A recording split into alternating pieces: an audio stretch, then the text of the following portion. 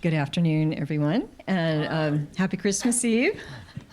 Again, our Readers Theater is very happy to be here today, and we're going to be sharing some reflections on Christmas by James Dillett Freeman, who was a very prominent Unity minister and writer, and of course, among other things, he wrote our Prayer for Protection.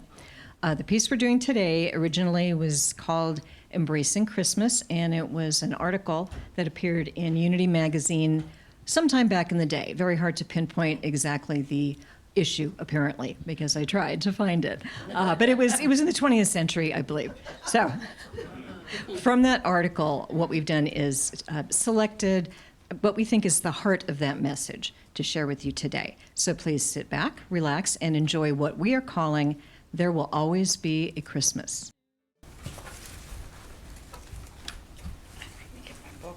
Ancient truths, too important, warm, and deep for words. Truths about ourselves, about our world, about our lives, have found expression in lovely forms that are our ways of celebrating Christmas. They were planted in our minds long, long ago, some beyond all known events or recorded memories, and they have grown through many centuries. They have grown because they satisfy in natural and joyous ways our happy fancies and our deep down needs. We have a wish and a necessity to express ourselves, to express our wonder and love and joy and delight in beauty and in one another. Yes, and our faith that if the spinning globe we inhabit hobbles towards winter, it will wobble back again to spring. Are we the worse for it? Consider Santa. If Santa is an illusion we give our children, could we give them a lovelier one? What would we have them grow up believing? That the world is a bare and grim affair, a thing of atomic and economic laws? Or that there is in the world a selfless and happy spirit? And take Christmas trees.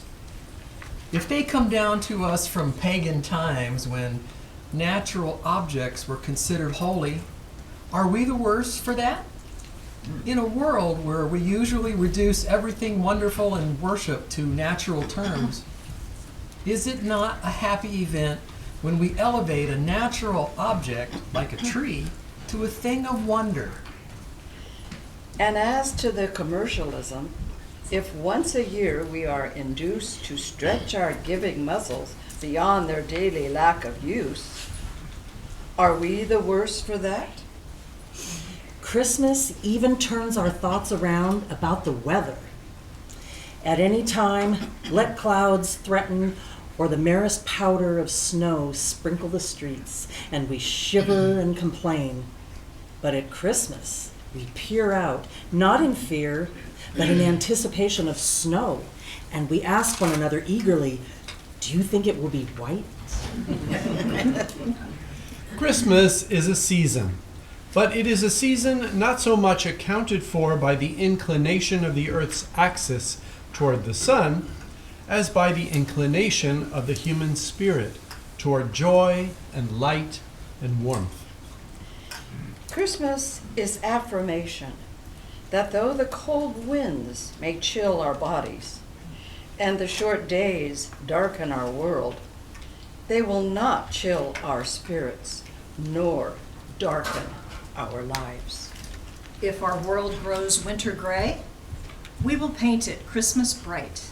We will create, if only for a little while, and only out of tinsel and paper mache, fir boughs and candlelight, and bits of colored glass, our own imagined world, if not the way the world is, then the way we feel it ought to be. If there were no Christmas, it would be as if a light went out along a dark street we have to walk along by night. There will always be a Christmas. Why? Because as long as the earth shall wander around the sun, and as long as human beings shall inhabit it, There will be the love of light when the lights dim, and the love of color when the colors fade, and the urge to rekindle the fire when the warmth begins to slip away. There will be wonderful tales and delight in telling them. There will be the generous desire to share our good with others. There will be the urge to set a candle in our window and in our mind, and watch it cast its little light across the fleeing darkness. There will be children, some young, some not so young, falling asleep at night with visions of waking in the morning to a world of dreams come true. There will be singing of old familiar songs. There will be worship at which we gather to bow down before the august and gentle mystery we sense at the secret core of our being. So, there will always be a Christmas, even if in some far-off time all our present names and symbols fade from memory, for it celebrates the deepest and the dearest impulses of the human spirit. All that is warm and bright and generous, the delight in wonder, the need to worship, and above all, the power to rise above the tyranny of time and things. This year, let us celebrate it joyously, even with a little abandon, the right kind of abandon, that is, the abandonment of selfishness, by giving ourselves generously to those we love and to those less fortunate than ourselves. Merry Christmas to all! Yay!